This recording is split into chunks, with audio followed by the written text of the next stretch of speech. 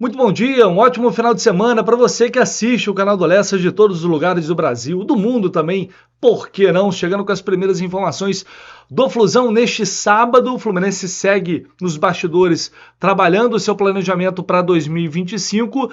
Enquanto isso, o mercado não para, muitas especulações, muitos jogadores sendo vinculados ao Flu, e é sobre isso que a gente vai falar a partir de agora. Eu tenho certeza que você não vai deixar para depois. Já vai logo largar o dedo aqui no like, no botãozinho do like que está aqui embaixo, se inscrever também no canal se você não está inscrito.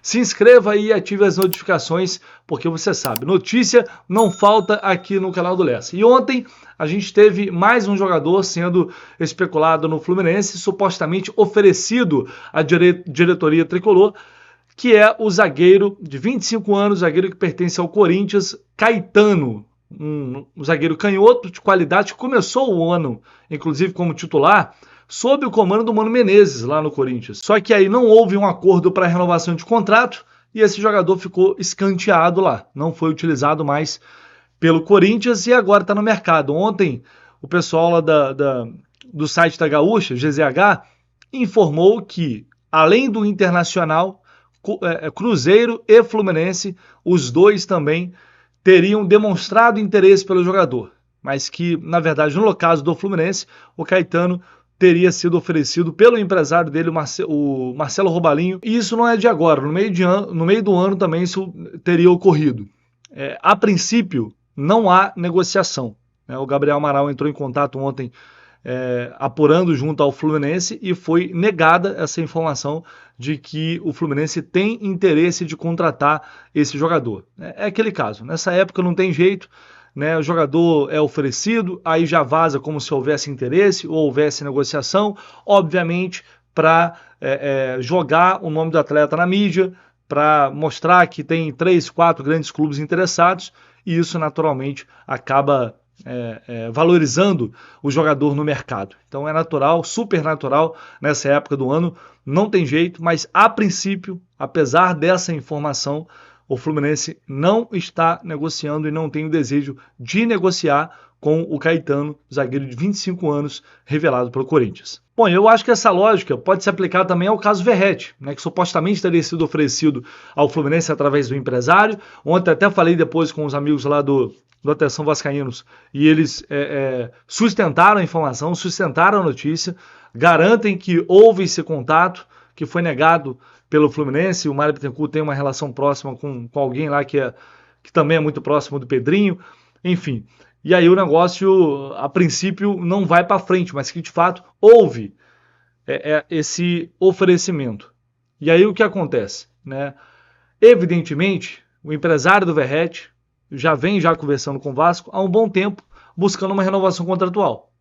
E aí quando você fala que um rival está interessado num jogador que para o Vasco é fundamental, é importantíssimo e criou uma identificação muito grande com o torcedor, é claro que isso vai acabar valorizando, vai fazer com que o Vasco movimente mais rápido, vai fazer talvez com que o Vasco aceite aumentar o salário ou o tempo de contrato que eles desejam.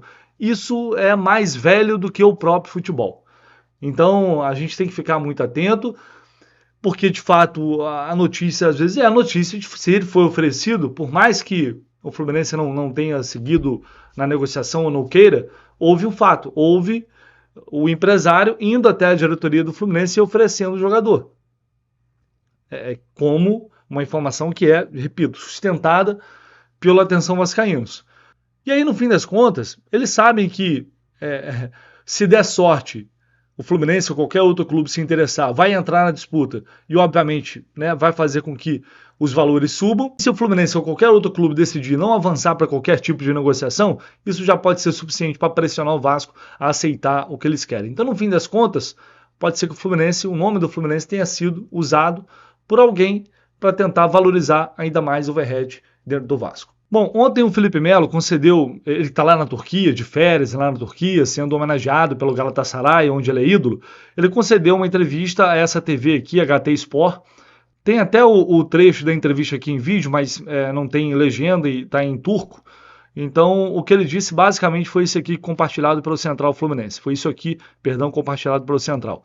Como torcedor do Galatasaray, também estou esperando esperando, no caso, a ida do João Ares. Não sei sobre a questão da transferência, mas ele é um jogador de alto nível. Essa foi a declaração do Felipe Melo, que repercutiu muito mal por aqui. É um jogador que sabe que muito provavelmente não vai continuar, não vai renovar o contrato com o Fluminense. Então talvez se sinta mais à vontade para falar isso. Mas até comentei isso na live do Jornada ontem, que é meio burrice, né?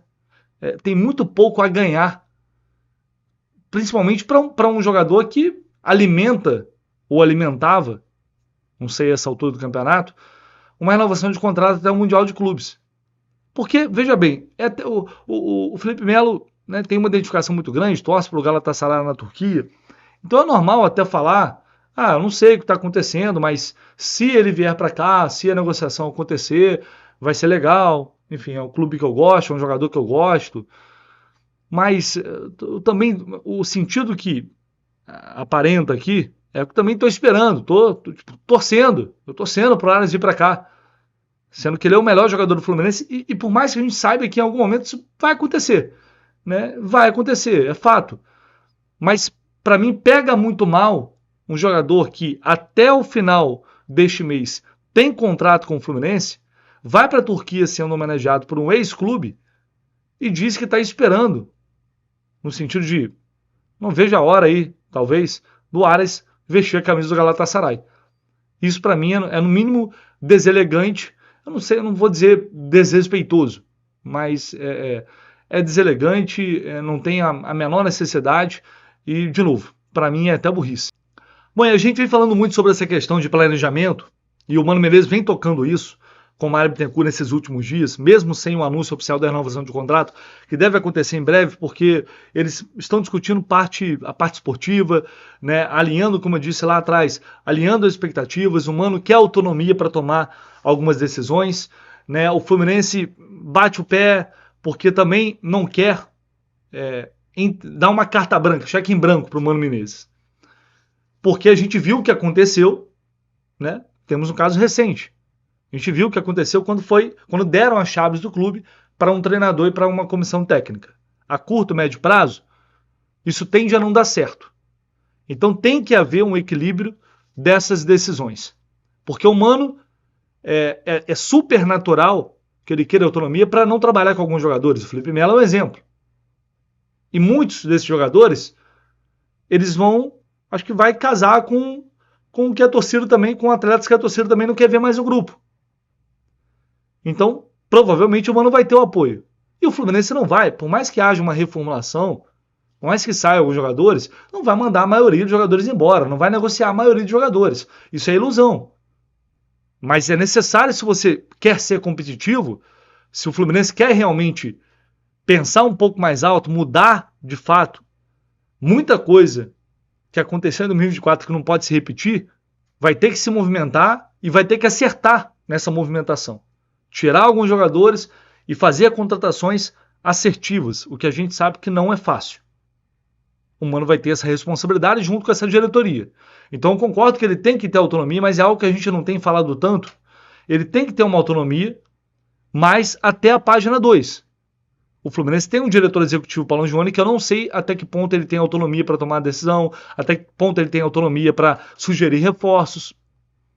Não sei, sinceramente não sei, porque quando o Fred era diretor do Fluminense, o Fred pegava, ligava, contratava. Foi o Fred que contratou o Mano.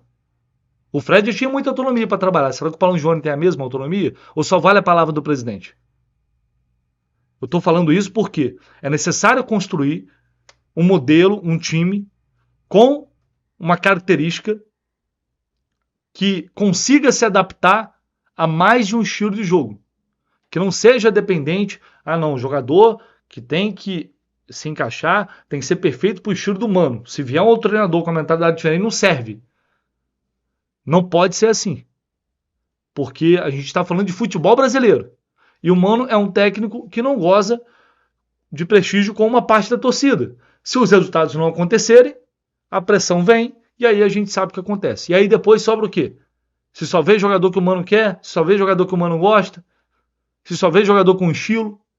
O Fluminense tem que pensar, tem que ter uma linha, que eu não sei se há, eu gostaria muito de acreditar nisso, mas uma coerência em termos de característica, de estilo de jogador, que venha para ajudar o time ao longo de toda uma temporada, independentemente do técnico que chegar.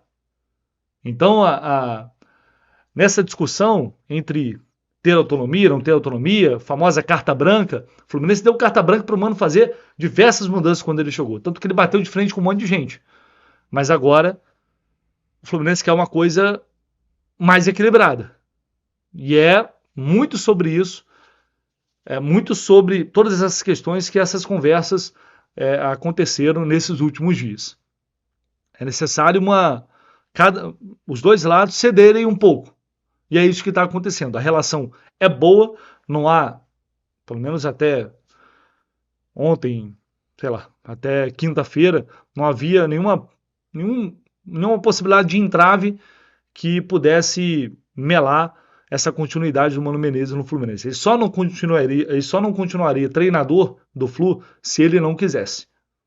Então, é sim necessário, importante, que ele tenha o respaldo para tomar algumas decisões importantes, mas é preciso pensar a temporada, o elenco do Fluminense para além de Mano Menezes. É preciso pensar em um time forte que consiga se adaptar e jogar de forma diferente, para que a gente depois não sofra com uma equipe que só sabe jogar no modelo e não consiga se adaptar ao estilo de um outro treinador. É só uma preocupação que eu tenho aqui para o futuro, já pensando lá na frente, porque infelizmente a gente sabe o que é a instabilidade do futebol brasileiro. A gente torce para que não tenha mudança de treinador, porque se isso não acontecer, é sinal de que o Fluminense, em tese, está bem. Mas eu acho que é um ponto que a gente tem que ficar atento aí, até para... O ideal é a gente aprender com o erro dos outros. Mas o Fluminense errou muito em 2024, sofreu muito. Então que isso possa definitivamente servir de aprendizado. Valeu, pessoal. É isso. Ao longo do dia, voltamos com mais informações. Um abraço para vocês. Aproveite seu final de semana. Só não esquece de sair, deixar o seu like, seu comentário e se inscrever aqui no canal do Leste. Tamo junto. Abraço.